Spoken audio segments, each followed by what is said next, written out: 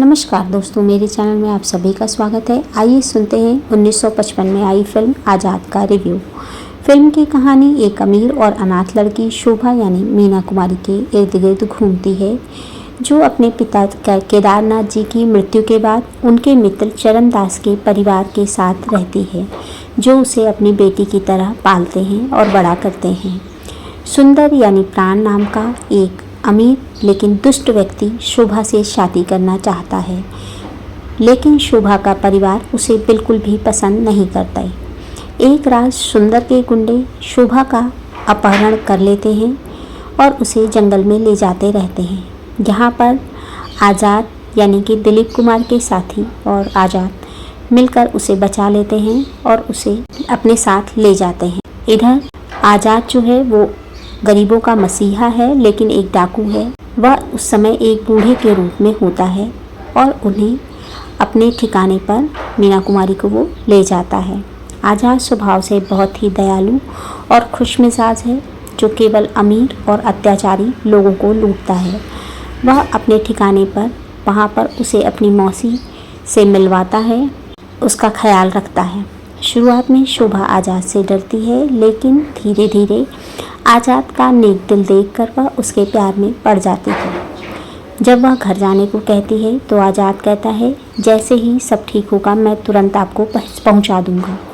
इसी बीच आज़ाद एक अमीर व्यापारी खान साहब के रूप में समाज में भी अपनी पहचान बनाए रखता है, ताकि पुलिस और कानून की नज़रों से बचकर रह सके। जब वह शोभा को वापस उसके घर सुरक्षित पहुंचाता है तो सुंदर फिर से उसे किडनैप करना चाहता है, लेकिन जब वह गाड़ी खोलता है तो वहां पर एक बंदर निकलता है। पुलिस भी वहां पहुंचती है, लेकिन सुंदर कहता है कि मुझे नहीं पता ये गाड़ी यहां कैसे आ गई। सुंदर दोबारा शोभा को धोखा देकर अपने घर बुला लेता है और वहाँ पर उसे आज़ाद बचाता है।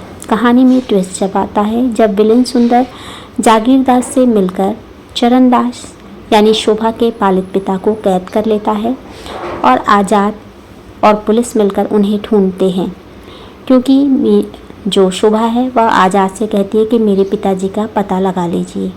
खान साहब पुलिस के सामने आज़ाद को निर्दोष और शरीफ व्यक्ति बताते हैं और पुलिस लूटे हुए जवाहरात उन्हें पुलिस को सौंप देते हैं।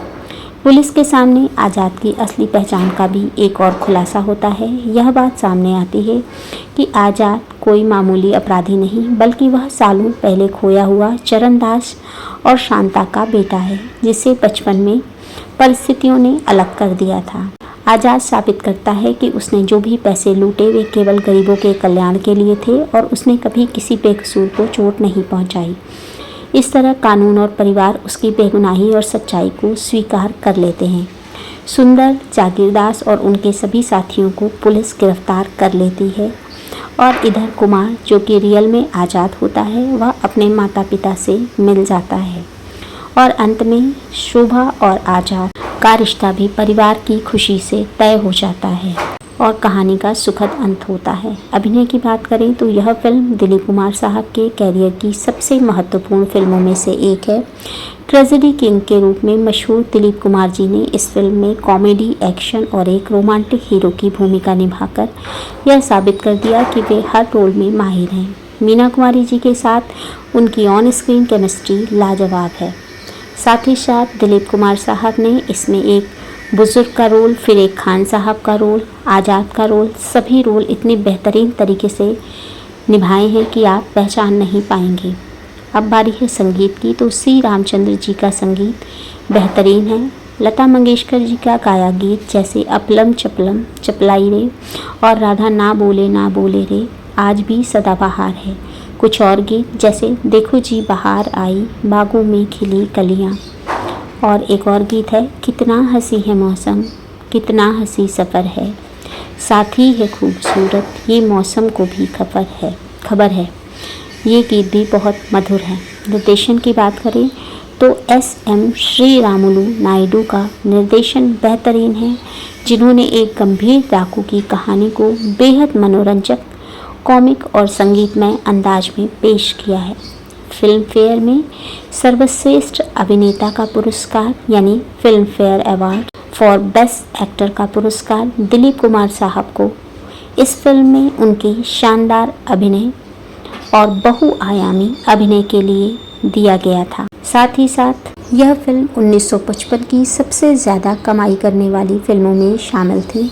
जानते हैं फिल्म का नैतिक संदेश यानी moral of the movie. Azad film का मुख्य संदेश यह है कि किसी भी इंसान की पहचान उसके हालातों या उसके नाम से नहीं बल्कि उसके कर्मों और उसके दिल की अच्छाई से होती है। फिल्म दिखाती है कि कानून की नज़र में डाकू होने के बावजूद आज़ाद का दिल साफ था और वह समाज के शोषित वर्ग की मदद करता था। तो वहीं दूसरी ओर सुंदर जैसे लोग समाज में सम्मानित होने का ढोंग रचते हैं लेकिन अंदर से पापी होते हैं।